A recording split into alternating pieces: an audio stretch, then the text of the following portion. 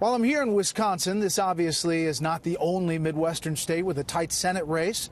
On the way here, we stopped in Missouri, where I spoke with Democratic incumbent Senator Claire McCaskill about her tough re-election bid against Republican Attorney General Josh Hawley. Thanks for all you're doing. Incumbent Democrat Claire McCaskill is in the fight of her political life, and she knows it. Thanks, guys. The Real Clear Politics average of recent polls has Republican challenger Josh Hawley up 2. The most recent poll has him up 4. I think it's surprised, to some extent, some of the national Republicans that this race has stayed as close as it is. Donald Trump won this state by almost 20 points. And I think they thought this was going to be easy, but it's a little more complicated in Missouri. We have a big independent streak. They like to see somebody who doesn't always look through the party lens. I like to remind people that there are hundreds, thousands of people that voted for Mitt Romney and Claire McCaskill. So I've got a really strong record on getting things done across the aisle. Do you think your vote against Kavanaugh changed the dynamic in this race? I think the vote against Kavanaugh was going to be tough no matter what. But what I tried to do is what I always tried to do, and that is look at the individual nominee and his record. My decision had nothing to do with the allegations that were made against Judge Kavanaugh, or Justice Kavanaugh now. My problem with him was his opinion that he wrote saying that he thinks foreign money should be allowed into ads that influence our elections, and that there should be no limits on any contributions to campaigns. I'm watching this tsunami of dark money that is drowning our process.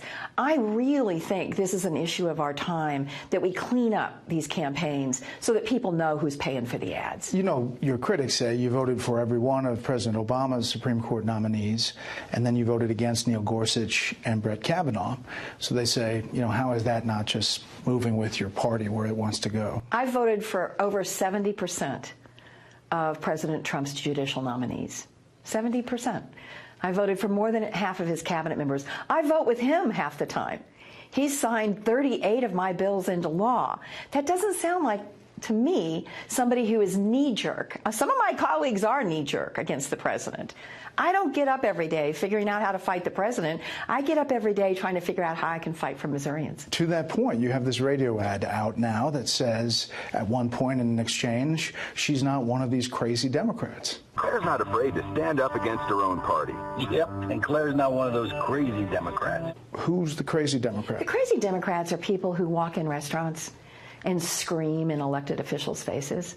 The crazy Democrats are, we have a state senator here in Missouri that actually advocated for the assassination of President Trump. That's a crazy Democrat.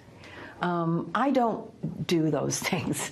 I am not somebody who thinks that we should ever be uncivil. I think what most Missourians want is for us to listen to each other, figure out where we can compromise, not scream in each other's faces, not call each other names. So I'm really talking about civility here. I'm talking about being polite, having good manners. Well, just to be clear, there's not another crazy Democrat in the Senate.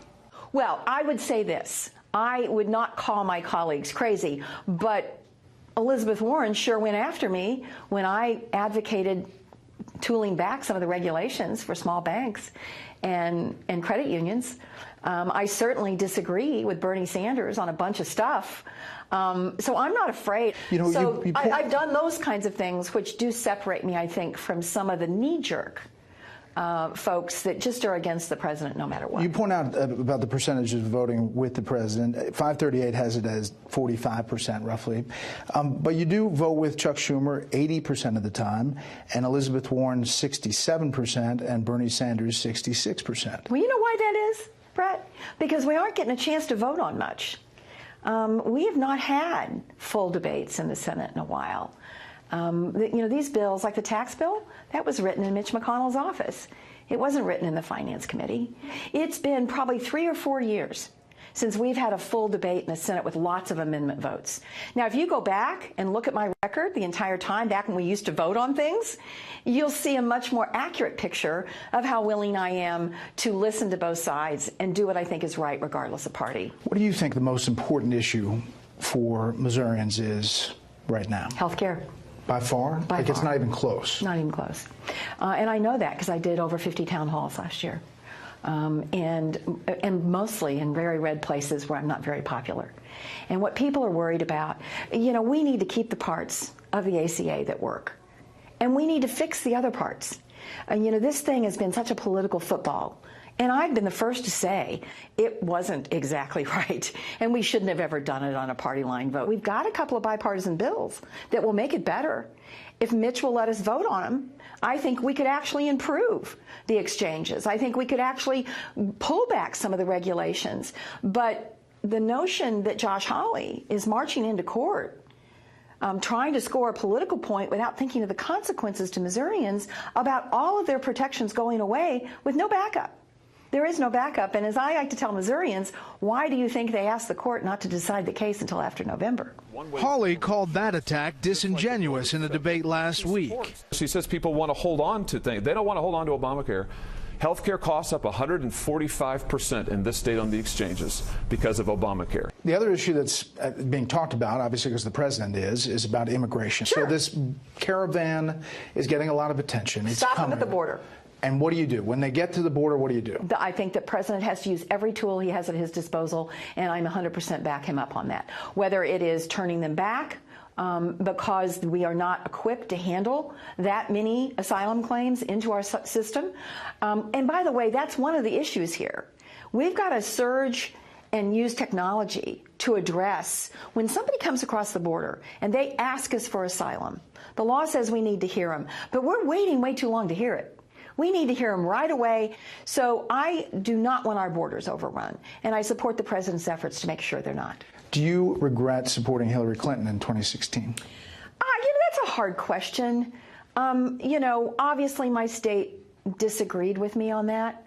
I thought she was certainly had the breadth and depth of experience that qualified her. But I'd rather look forward and not backward. And my only request of the president is that I think we should not make the press the enemy, and I think the truth matters. We've got plenty of differences, Josh Hawley and I, and we should be campaigning on those. An undercover video from Project Veritas where the senator said she would be for toughening gun control laws more than she talks about publicly got some attention in the race. High capacity mags. I've voted for most of those things before. For a ban? Oh, yeah. Great. Video that came out and somebody asked you questions about you know, what you would do. Yeah. What's your reaction to that? Well, I mean, people in Missouri know where I stand on this. I'm for the Second Amendment and also gun safety. I mean, I voted to ban assault weapons. This is not a secret. The thing about those films that bothered me was not what was on them, because, I mean, you don't do 52 town halls and let anybody come in the door and think you're hiding anything. It was that they had embedded themselves in our offices for weeks on end, and that guy had accessed our computers. He wasn't in our computers to help me.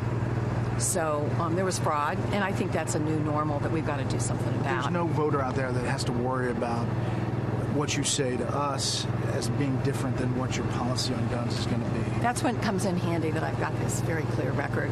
And, you know, my mouth gets me in trouble with some regularity. I am not afraid to tell people where I stand. And Missourians know that. I mean, I have, you know, the NRA's come after me in every single election. This isn't like some state secret.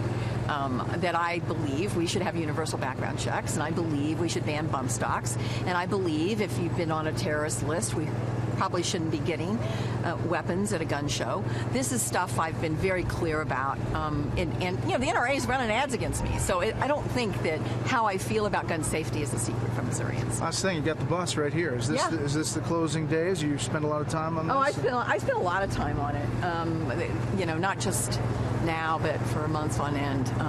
Can I tell you a secret? Yeah. I'm a little tired of the bus. I love the people I get to meet. Yeah. You know, hugging strangers is my favorite part of the campaign. But it is. I've spent a lot of hours on the bus this year. Well, I think that's our signal to wrap up. So okay. All right. Thanks, Brett. Thanks so much. Thank you.